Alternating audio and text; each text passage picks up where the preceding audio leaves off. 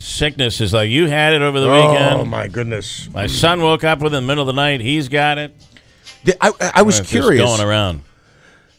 It must have been a 24-hour bug, but the other thought was that maybe it was food poisoning. Now, you were okay? You were okay? I was okay. Yeah. Why? Oh, you had food poisoning on Friday? Yeah, so it was a couple people. We didn't eat the same thing, did we? Well, no, the only thing that I thought was, dinner, we had dinner Wednesday, but that was 2 days before. Yeah. And then Thursday, that little, we drove all over to find a corner stand to get food before we came back, and I thought. I was okay, but I wouldn't, when we were in New York, Andrew, there was a hot dog stand. Ah, right, yes. And, yeah. How many did you have, Jeff? I only had two, and I only had two. I'll tell you that. Well, let me just say that the glove that was being used to protect you from the germs was the same glove he used for everything. Making change, responding to text messages, everything. I think he kind of felt the glove was there to protect him. Yes. That's how he kind of looked at the glove. I don't know you people. If you are a food service person, the glove is to protect the customer. I'm pretty sure. Not in this guy's eyes. If the glove is ripped, give it the slip. Yeah, well, it's not about it being. It's about everything that he picked up. Everything. If somebody's shaking his hand, he's keeping the same glove on. I mean, that's showing up on the hot dog and ultimately in Manaski's stomach. I'll give you my over the weekend, and it was a beautiful day Saturday. I don't even understand where the tension was coming in. So I pull up to a stop sign, a light, and the light was red. The light turns green. Okay, when the light turns green, all of a sudden I got a beep beep. I'm telling you, it wasn't 2 seconds that light had turned green.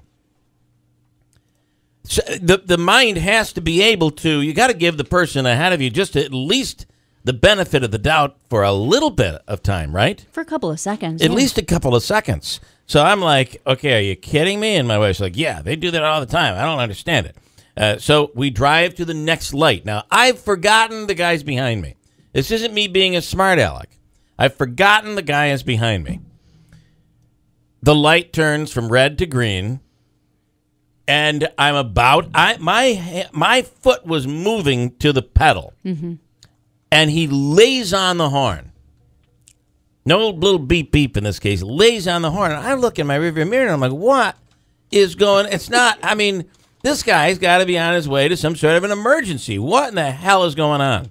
Yeah. So now we come up, and I hit yet another light, and it's a 2-lane deal. So I'm thinking he could always go to the other lane. No, he stood right behind me. Right. The light turns green again. He honks on the horn again. I barely have a chance to even hit the gas. Now, at this point, I'm like, there's red going through my head at this point. Probably blood. I don't know. And I'm sitting there, and I'm looking in the rearview mirror, and now he's laying on it. Honk, honk, honk, honk. Now, what I'm hoping happens is the light turns yellow, and I slide through and leave this guy in the dust. Honk, honk, and I'm like, I put my arms up. I'm not flipping them off. I'm not doing anything. I just put my arms up as if, what is the problem here?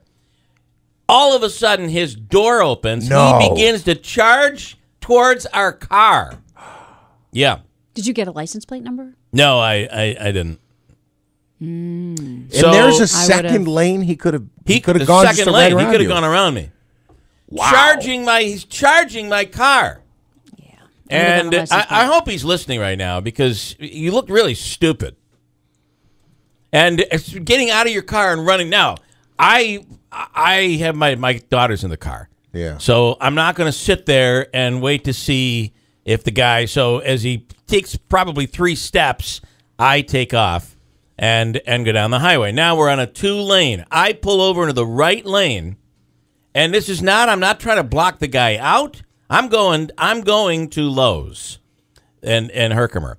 And now there's a car in the left lane, there's a car, and I'm in the right lane, and he's right on top of me again. Right on me. So I'm like, I can't believe this is even going on. And I'm thinking, look what we just saw happen with Will Smith, right? So all of a sudden, he steps on it and goes off the side of the road. And I thought he was going to clip the mirror on the car. He was that close. He went off the side of the road, so created his own side third lane and whipped by us. And actually, we weren't going to Lowe's yet. He was. What are they going to run out of boards? I mean. Well, what's your hurry? You've got time to get out of your vehicle and charge after someone? I don't know. And he whipped into Lowe's, and we kept going because it was actually a concert thing that my daughter had.